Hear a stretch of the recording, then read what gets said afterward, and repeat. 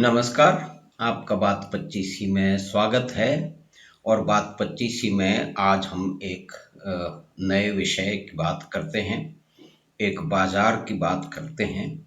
और हमारे देश में ये प्रवृत्ति है, ये संस्कृति है, ये चलन है कि बाज़ार को और बाज़ार के लोगों को और व्यापारियों को लगातार गाली देने का एक सिलसिला है, एक संस्कृति है, एक परिपाटी है जिसे हम बड़े अ, शक्ति के साथ में, निरंतरता के साथ में हमारे बहुत सारे मित्र और जानकार अ, उसका प्रतिपादन करते हैं, उसमें लगे रहते हैं। तो एक बाज़ार है शेयर बाज़ार। अब शेयर बाज़ार के बारे में हमारे जो इकोनॉमिस्ट लोग हैं, कुछ इकोनॉमिस्ट यानी कि वो पैसे की और इन्वेस्टमेंट की, इकोनॉमी की बात जानते हैं, समझते हैं, ऐसा बताया जाता है। लेकिन दूसरी बात तो सत्यता ये भी है कि बहुत सारी चीज़ों को छोड़ दें तो इकोनॉमिक्स जो है या इकोनॉमी की जो पढ़ाई है, इकोनॉमिक्स है, वो तो कोई हार्ड साइंस तो है नहीं। यानी कि जैसे मैथमेटिक्स में और दो और जोड़ जोड़ करके चार बन जाते हैं, इस तरह से इसमें तो होता नहीं है। ये तो सॉफ्ट साइंस है, अप्रॉक्सीमेट साइंस है। यानी कि इसकी जो गणनाएं होती हैं उस पे बहुत अधिक उसी तरह से आगे काम होगा या परिस्थितियां बदलेंगी, ये उसके बारे में हम जानते नहीं हैं। तो स्टॉक मार्केट के साथ और स्टॉक मार्केट में, भारत के स्टॉक मार्केट में, शेयर बाजार में लाइफ इंश्योरेंस कॉरपोरेशन एक बहुत बड़ा इन्वेस्टर है, निवेशक है। अब लाइफ इंश्योरेंस कॉरपोरेशन जो है वो करीब कहते हैं कि 9 लाख करोड़ रुपए लाइफ इंश्योरेंस कॉरपोरेशन ने स्टॉक मार्केट के विभिन्न जो है वो ऑपरेशन में लगा रखे हैं।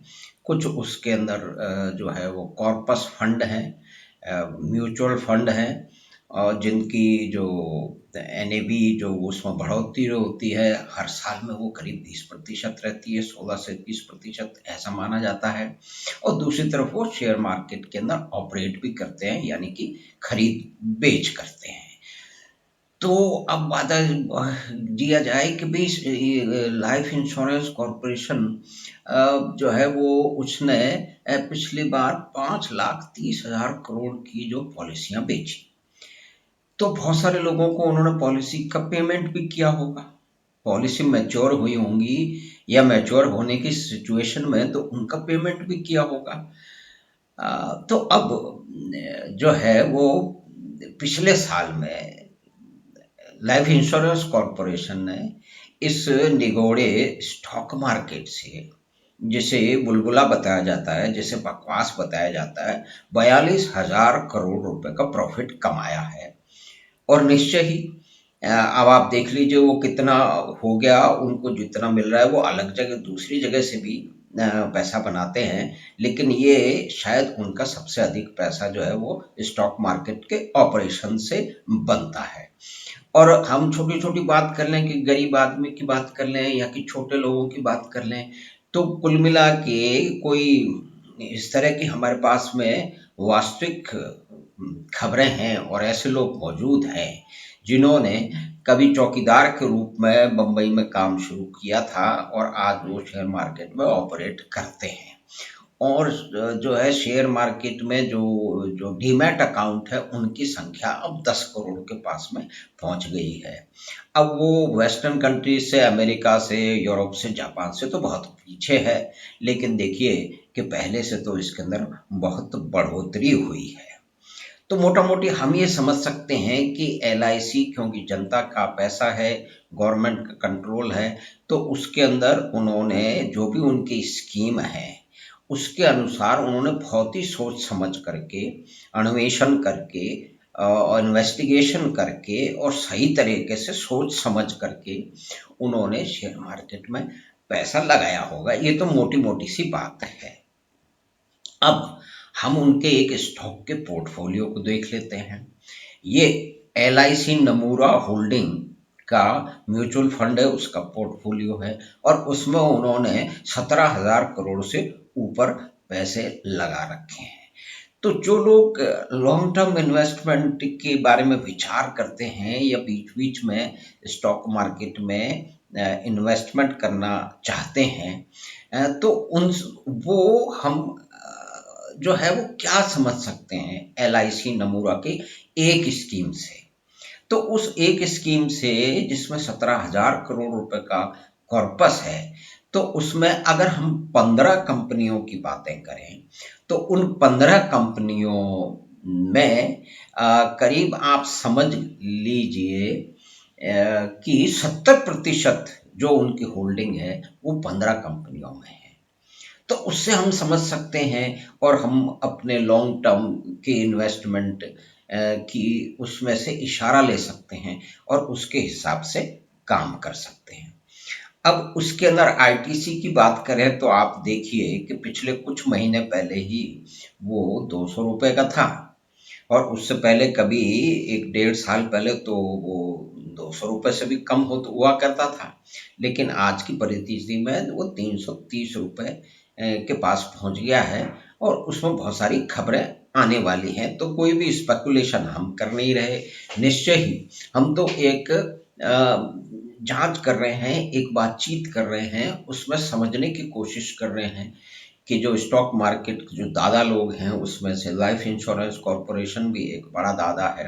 तो उसका जो एक फंड है उसके अंदर किस तरह से उन्होंने 17,000 करोड़ रुपए को डिस्ट्रीब्यूट कर रखा है, और जिसमें और भी बहुत सारे उनके फंड हैं, और कुल मिलाकर के पिछले साल उन्होंने 42,000 करोड़ रुपए का प्रॉफिट शेयर मार्केट से कमाया है। और ऐसे भी छोटे छोटे लोग हैं जो करोड़ों रुपए अभी भी कमा रहे हैं, कुछ लाख कमा रहे हैं। कुछ लोग तो ऐसे हैं कि जो कि बहुत ही सोच समझ के कार्य करके उससे लगातार आय कर रहे हैं, वो फुल टाइम ट्रेडर बन चुके हैं। कुछ बच्चे भी हैं जो 16 17 18 साल के हैं, वो भी बहुत इसमें निपुण हो चुके हैं, और वो आगे प्रोफेशनल ट्रेडर बनेंगे। हो सकता है कोई दूसरा काम भी करें। और ये सारी चीज़ें जो है वो कोविड के दौरान सामने आई हैं। उसने शेयर मार्केट में एक ऐसी अपॉर्चुनिटी क्रिएट की थी कि बहुत सारे शेयर, सभी शेयर नीचे गिर गए थे, और उसमें जो समझदार लोग थे, और निश्चय LIC और दूसरे जो बैंक हैं वो भी ऑपरेट करते हैं, तो और जो दूसरे इंडिविजुअल लोग हैं, जो व्यक्ति हैं, जो समूह है, वो भी उसके अंदर इन्वेस्ट करते हैं। तो कुल मिला के अब ये हम समझने की कोशिश करें कि वो कौन से 15 शेयर हैं जिसमें LIC नमूरा फंड जो है उसने इन्वेस्टमेंट कर रखा है, उसका परसेंटेज क्या है, तो उससे शायद हम ये समझ सकते हैं। लेकिन कोई भी व्यक्ति जो है वो अपना इस तरह का निवेश करने से पहले अपने सलाहकार से अवश्य बात करें। हम किसी भी कंपनी का प्रमोशन नहीं कर रहे, ये उसका इरादा भी नहीं है, लेकिन एक जानकारी है उसको साझा करने की कोशिश कर रहे हैं। तो सचमुच में अगर आप कोई भी निवेश करना चाह रहे हैं तो निश्चय ही आप अपने इन्वेस्टर एडवाइजर से बात करिए, और वो आपकी जो है वो जो भी परिस्थितियां हैं वो समझ करके आपको सलाह देंगे। तो इस LIC नमूरा फंड में जो सबसे आगे यानी कि 8.85% जो इन्वेस्टमेंट है LIC नमूरा का, वो इन्फोसिस में है। उसके बाद दूसरा नंबर आता है ITC का, जहाँ की 8.44% का निवेश है। फिर आता है रिलायंस। रिलायंस को रोज गाली पड़ती है, लेकिन आप देखिए कि इसमें LIC ने इन्वेस्टमेंट कर रखा है, और जितने भी बैंक हैं उनके फंड हैं, और जितने भी अन्य इन्वेस्टर हैं उन्होंने भी फंड कर रखा है, इसमें निवेश कर रखा है। और फिर चौथा नाम होता है HDFC बैंक का, जो कि 7.11% है, और फिर आता है नाम ICICI का, जिसमें 6.81% है। अब ये 5 जो कंपनियां हैं, जो पहली कंपनियां हैं जिसमें LIC नमूरा ने सबसे अधिक अपना इन्वेस्टमेंट कर रखा है, जिसका टोटल अगर इन 5 कंपनियों का टोटल किया जाए तो वो 38.71% बनता है, 38.71। तो ये 40%, 39% के आसपास तो इन 5 कंपनियों में LIC नमूरा ने इन्वेस्टमेंट कर सका है चुका है। तो इससे हम एक स्ट्रेटजी, एक रणनीति बना सकते हैं। निश्चय हमको सलाह लेनी पड़ेगी। अब दूसरा जो चंक है यानी कि 6 से लेकर के 10 तक, उसमें L&T में 6%, SBI में 4.22%, विप्रो में 3.65%, टाटा मोटर्स में 3.52%। और इस तरह से ये जो दूसरा चंक है, और महिंद्रा एंड महिंद्रा 2.9%। तो ये जो दूसरा चंक है 6 से लेकर के 10 तक के जो 5 हैं, उसमें 20.5%, 20.46% का इन्वेस्टमेंट LIC नमूरा ने कर रखा है। तो ये कुल मिला के आप ये देख लीजिए कि ये कुल मिला के 59% के आसपास, 60% के आसपास तो ये 10 कंपनियों में इन्वेस्टमेंट है। यहाँ से हम कुछ सूत्र ले सकते हैं, यहाँ से हम कुछ समझ ले सकते हैं, रणनीति बना सकते हैं। अब तीसरी जो बात है, ये कुल मिला करके अगर हम इसको देखें तो जो 70% का जो इन्वेस्टमेंट है LIC नमूरा का, वो इन 15 कंपनियों में है। और तीसरा जो ब्लॉक है जिसमें भारतीय एयरटेल है, बजाज ऑटो है, सिप्ला है, कोटक महिंद्रा है और परसिस्टेंट सिस्टम है, इसमें LIC की 2 से 3% के आसपास, 3% से नीचे और 2% से ऊपर इनका इन्वेस्टमेंट है इन कंपनियों में। तो यहाँ से हम एक इशारा ले सकते हैं, हम यहाँ से एक सूत्र ले सकते हैं, और हम अगर स्टॉक मार्केट में लॉन्ग टर्म इन्वेस्टमेंट की सोच रहे हैं, जैसे कि बहुत सारे लोग सोचते हैं जिनके पास में सरप्लस फंड है हर महीने, तो यहाँ से हम स्ट्रैटेजी बना सकते हैं, रणनीति बना करके आगे बढ़ सकते हैं। तो ये हमने एक नए विषय की बात की, स्टॉक की बात। हम फिर दोबारा हर हफ्ते या 10 दिन में इस विषय पे फिर लौटेंगे, दूसरी विषयों की भी बातचीत करते रहेंगे। तो हमें आशा है कि स्टॉक की बात का मैं जो ये जो बातचीत की है LIC के संदर्भ से, उनके इन्वेस्टमेंट के संदर्भ से, और वहाँ से कुछ समझने के प्रयास करने के इशारे से, तो वो आपको पसंद आई होगी। तो आप चैनल बात 25 को सब्सक्राइब करें और लिंक अपने मित्रों और परिवार के साथ साझा करें। और कोई कमेंट भी आप करना चाहें तो YouTube के लिंक पे जाकर अवश्य करें। हम आपसे फिर ही शीघ्र ही मिलेंगे बात 25 की अगली बात में।